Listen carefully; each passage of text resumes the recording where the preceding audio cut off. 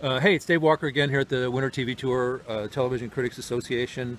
And with us this time is Andy Dehnart from realityblurred.com, who really super serves people who are interested in reality and the reality of reality. It really is a go-to site for insight and news and analysis of the reality TV business. Andy, thanks so much for doing this. Thanks, Dave. I appreciate it, and thanks for saying that. Sure. What was your initial interest? What got you into this specialty of writing about television?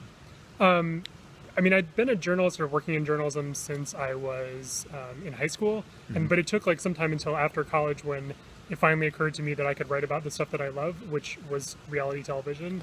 And it was literally a conversation with an editor over lunch at an internship that led me to writing about real world and just doing some recaps. And then eventually I sort of figured out that I could do reporting on it too. And I actually got fired from that job.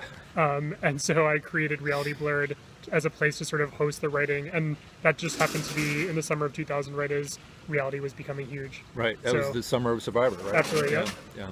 And Making the Band, which was the first network reality show that no one ever remembers. Right, Yeah. That's right. Wow. Well, what have you seen or previewed that's upcoming, or any panels or sessions that you've seen here that sort of caught your eye here at this TV tour? Is there anything in the unscripted area that's happening now that you think is interesting or different?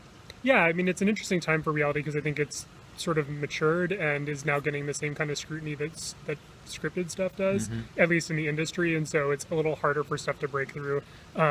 Stuff I've seen that's interesting, Amazon has their first reality series coming out, The New Yorker Presents. Yes. The pilot actually came out almost a year ago, and so it's taken them a year to get the episodes on the air, but what I've seen of it, it's beautiful, and it really does translate the voice and feel of the magazine to television. But it's also like a half an hour and just like a couple little short doc segments. There's a scripted segment, kind of like The New Yorker has some fiction too. And then the new series is going to include some footage of the actual newsroom. So I'm interested to see how that does for Amazon.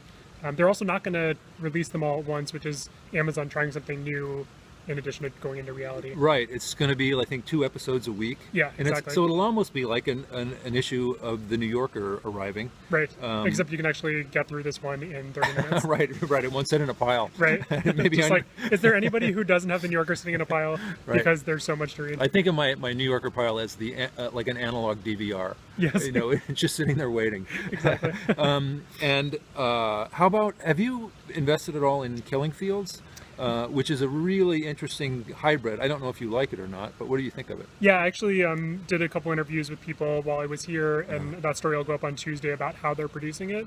And it's definitely interesting to me. It started really slowly, and I generally like slow, but it's mostly been character development in these first 2 episodes. Gorgeous imagery, interesting story, actually real stuff going on. They're not just doing it for the television show. So I'm interested to see where it goes. They're only doing 6 episodes. Yeah. And to kind of, I don't know if they can sort of like capture the making a murderer fanaticism over this particular case, at least with the slow and deliberate way they're doing it. But I love when nonfiction focuses on character and imagery instead of just like going right at, kind of plot and drama right away. Yeah, and one of the interesting things they say about the show is that they don't know the resolution. It's a cold case that they're solving purportedly in real time, and that's an interesting approach, because there may not be resolution for an audience that through scripted and other unscripted true crime has sort of been conditioned to want an ending. Absolutely. And even just during the TCA panel, the detectives were here. They had been emailing and texting because they got a tip that morning on the very case that's the subject of the show that they're here to talk to us about. So kind of amazing. It is. So thanks so much for doing this. How can people find your work? What are all your your social and website addresses? Realityblurred.com is the place to go. I'm also on Twitter at realityblurred and facebook.com/realityblurred.